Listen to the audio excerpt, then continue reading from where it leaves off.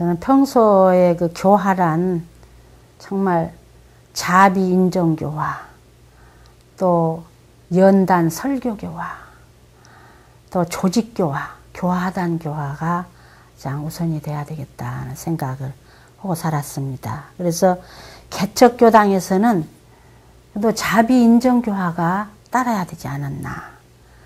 그래서 늘 어느 개척을 하면서 가서 보니까 교도님이 계셔야 어떻게 서로 대화를 나눌 있어야죠. 그래서 하루는 이 가게에 가서 물건을 사고 저 가게에서 물건을 사고 그렇게 며칠을 하다가 어느 동리에 들어가서 가정에 들어가 대화를 하다 보니까 할머니 한 분이 아이고 불법 용계 같습니다. 그런 말씀을 하시더라고요. 그래서 얼마나 반가웠는지 그 할머니하고 그냥 대화를 하다 보니까 신도안에서 이사를 했더라고요.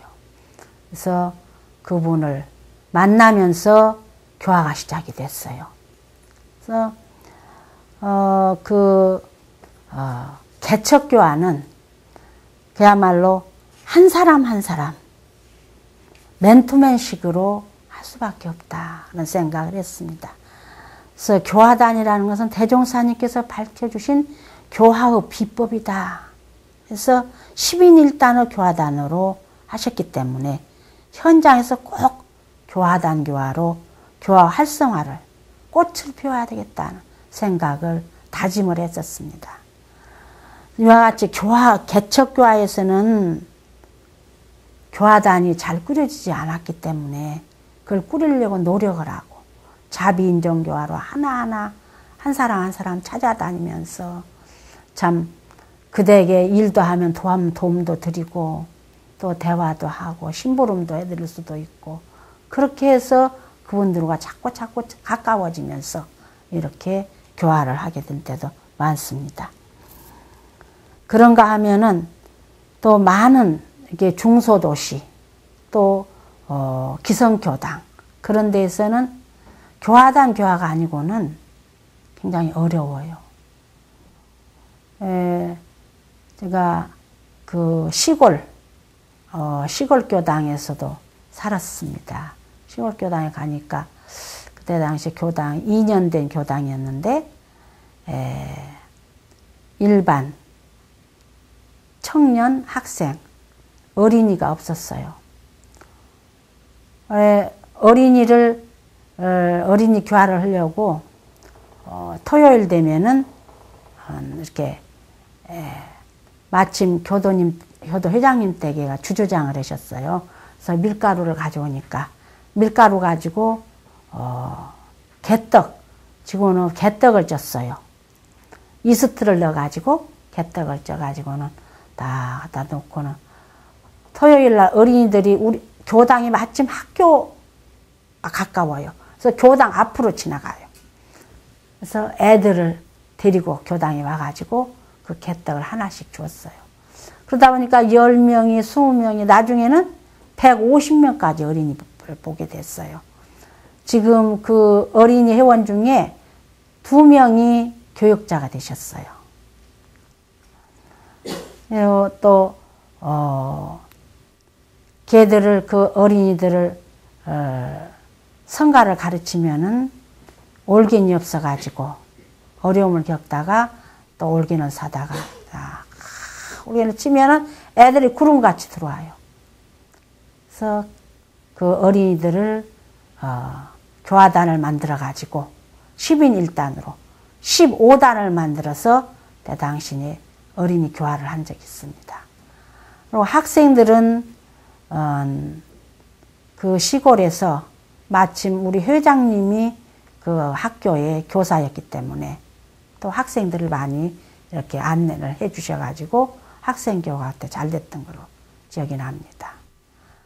그뿐 아니라 개척교당에서는 학교 앞에 가서 학생들을 한 사람 한 사람 데려온 적도 있었어요. 그렇게 해서 11달을 만들어서 또 교화한 적도 있어요. 이 중소도시 와가지고 교화할 때는 그때도 일반 교화도 잘 되었지만은 학생, 청년이 잘 됐습니다. 그래서 학생이 그때 당시 한 70명, 80명 이렇게. 그리고 그 교구 내에 연합학생회 회장을 우리 교당에서 3년간을 이렇게 한 적도 있고. 네, 그럴 때마다 그 부교무님이 교화를 잘 하셨지만은 교무 역할이 중요하더라고요. 그래서 교무님이 얼마만큼 교화하는데 도와줄 수 있는가. 청소년 교화는 주는 교화가 돼야 되거든요. 때문에 늘 학생이나 어린이나 청년들은 주는 교화로 이렇게 노력을 했었습니다. 그리고 가장 꽃피웠던 시절은 제가 그 남중교당, 여러분들 잘 알으시니까 예, 말씀드리지만은 남중교당은 그때 당시 한 230명 이상 법회를 출석이 되었었습니다. 그래서 거기에서 가서 보니까 여기에서는 정말 조직교화가 아니고는 안 되겠구나. 그래서 그런 생각을 하고 조직교화를 기존에 있던 그 조직으로만 해가지고는 안 되겠다. 그래서 그때 당시에 교화협의회 상임위원회를 조직을 했습니다. 그래서 교화협의회는 교화분과, 총무분과, 재무분과, 봉공분과, 청소년분과 이렇게 두고 분과장을 이렇게 만들었어요. 그 교당은 회장과 부회장이 8명이었어요. 여자가 4명, 남자가 4명. 그래서 교무까지 해서 10인 1단이 되더라고요. 그래서 항단 체제로 교화를 하기 시작했습니다. 그러려면은 단장 중앙을 잘 훈련을 시켜야 교화가 되지, 단장 중앙을 훈련시키지 않고는 교화되기가 어렵다. 그래서 단장 중앙을 1년에 4번 정도 훈련을 시켰어요. 그래서 단장 중앙의 역할, 단장 중앙은 제가 교역자다. 무척 강조를 많이 했었습니다. 이 교화협의회를 일주일에 한 번씩 하는데 매주마다 회장단과 분과장이 모여가지고 그 회의를 하기라는 상당히 어려운데도 교도님들이 잘 따라주셨어요. 그 협의회를 통해서 일주일 동안에 법회 출석이 늘었는가 줄었는가, 또 무슨 이유로 교당이 안 나왔는가, 이런 것들을 점검할 수가 있었어요.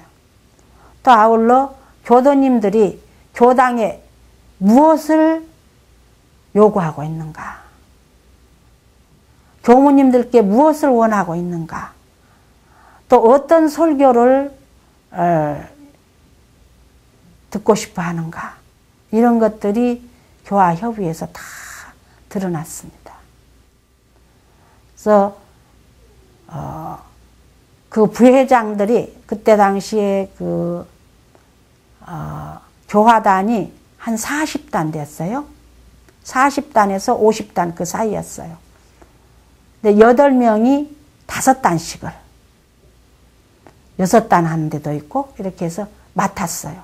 맡아가지고 그 단장들이 그 부회장님에게 보고를 하면은 그 부회장님은 회장님에게 보고하고, 회장님은 또 교무님에게 보고하고, 이렇게 하다 보니까 교무님은 회장님 말씀만 들으면 다 이렇게 이루어지더라.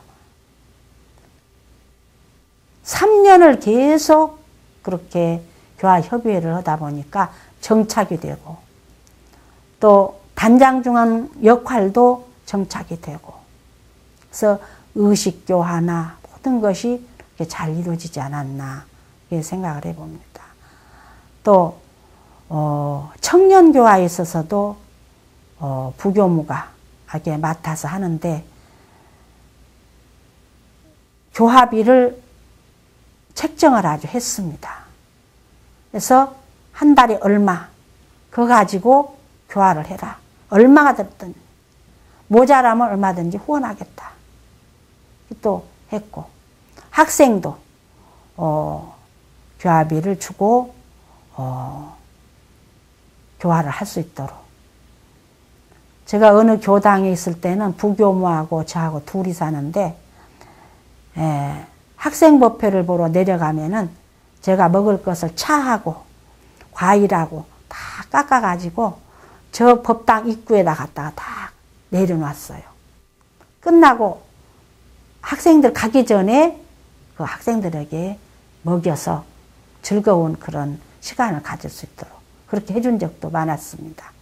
그러다 보니까 부교무님은 저에게 늘 감사하게 생각하고, 나는 또 그 부교님을 어떻게 하면 좀 편하게 해서 교화를 할 수 있도록 할 것인가, 그런데 유의를 했었습니다. 남중에 있을 때는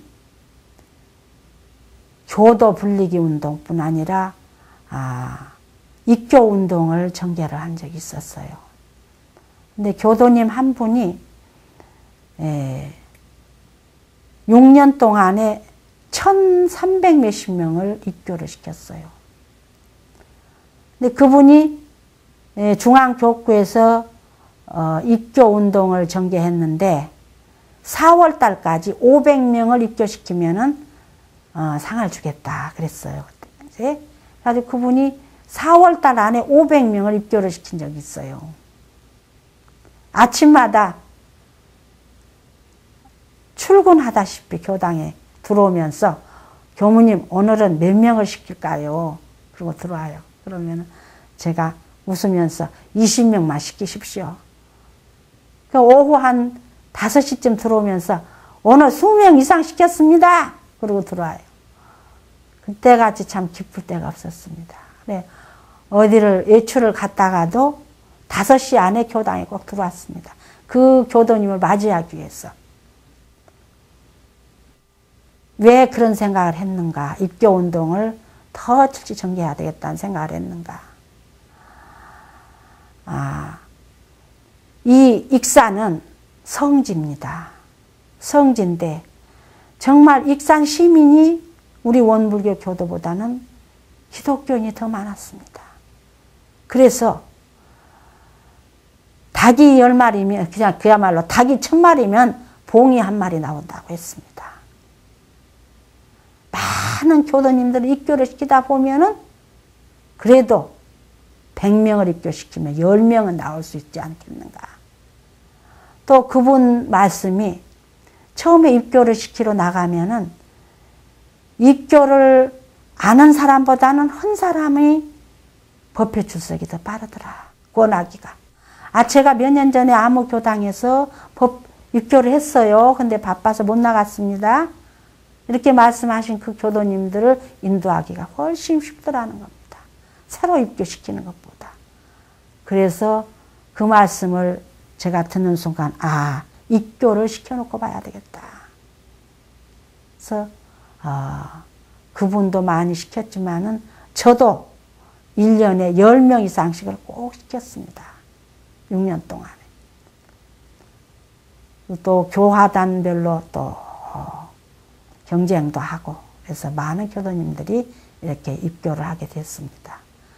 그뿐 아니라 교화단 법회를 교화단 법회를 보는데 남자 교도 회장님 한 분은 아침 7시에 교화단회를 해요. 근데 그분은 교수님이시면서 부회장이고 단장이었습니다. 근데 12명, 13명 이렇게 자기 단원을 관리하는데 단원들의 애경사까지 다 알고 있어요. 체크를 해요. 그리고 아침마다 그 단회를 하게 되면은 그 전날 3일 전부터 전화를 한다는 거예요. 그래도 안 되면은 아침 일찍 7시 전에 6시 한 50분쯤 그 집에 간대요. 가고 문을 뜯는다는 거예요. 그럼 나오시오. 그래서 이렇게까지 해야 되냐? 그러면 나와버리면 들지 않겠냐? 나와버리면 내가 너한테 가지도 않고. 그러면서 그 교화당 관리를 가장 모범적으로 잘하신 그런 교도님이 계셨습니다. 그렇게 노력을 해야지 회장단들이, 단장님들께서 노력하지 않고는 어려워요. 교무님 혼자만 교화를 할 수는 없습니다. 그래서 제가 교역자가 가장 중요하다. 그래서 이번 경산 종법사님께서 2만 단장을 만들라 그 말씀을 받들면서 이것이다 저는 그런 생각을 했습니다. 2만 단장을 교화를 함으로써 정말 법회 출석은 더 증가되지 않을까. 2만 단장 훈련을 철저하게 하지 않고는 이루어질 수 없어요. 그래서 우리 교화는 정말 이 교화단 조직으로 꼭 훈련시키고 마음 공부하고 생활화가 돼야 되겠다. 또 그런 생각을 해보았습니다. 그래서 법회뿐 아니라 봉사, 기도, 마음 공부, 의식교화 이런 모든 것들이 교화단으로부터 다 이루어져요. 그냥 되어진 것이 하나도 없더라.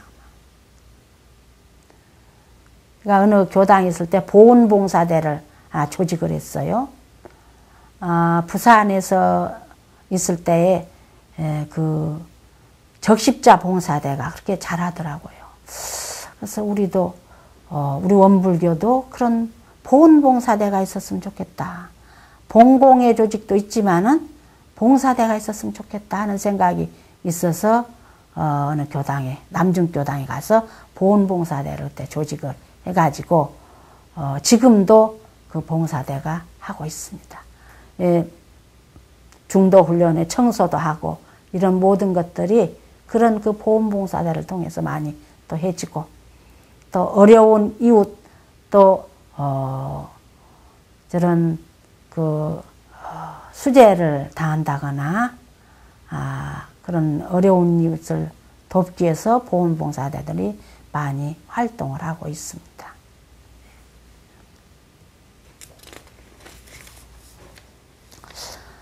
또 어려운 점을 생각해 보니까 이 교화단 활성화를 시키는데 제가 그 남중에서 해보니까 3년간 교화협의회를 매주마다 한다는 것이 굉장히 어려웠습니다.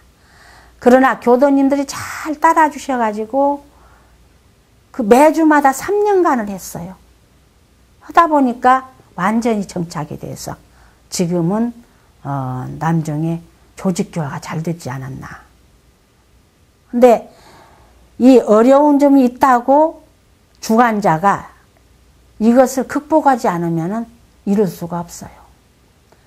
반드시 교무님은 이 교화협의회를 꼭 아무리 어려워도 실시를 해야 됩니다. 해가지고 교도님들이 내가 주인이고 내가 하지 않으면 안 되겠구나. 단장이 꼭 하지 않으면 안 되겠구나 하는 의식을 가질 수 있도록 그렇게 노력을 해야 어떤 어려움도 극복하고 꾸준하게 이끌어야 정착이 되는 것 같았습니다. 우선순위를 매주 항단체제로 가지고 하다 보니까 항단도 잘 이어지더라. 대종사님께서 2단 치교로 교화단을 이끌어 주셨듯이 회장은 교무님에게, 부회장은 회장님에게, 단장들은 부회장님에게 이렇게 확실하게 조직을 통해서 이뤄야 모든 것들이 잘 이루어지지 않았나. 이상적인 교화가 아닌가 이렇게 생각이 되어집니다.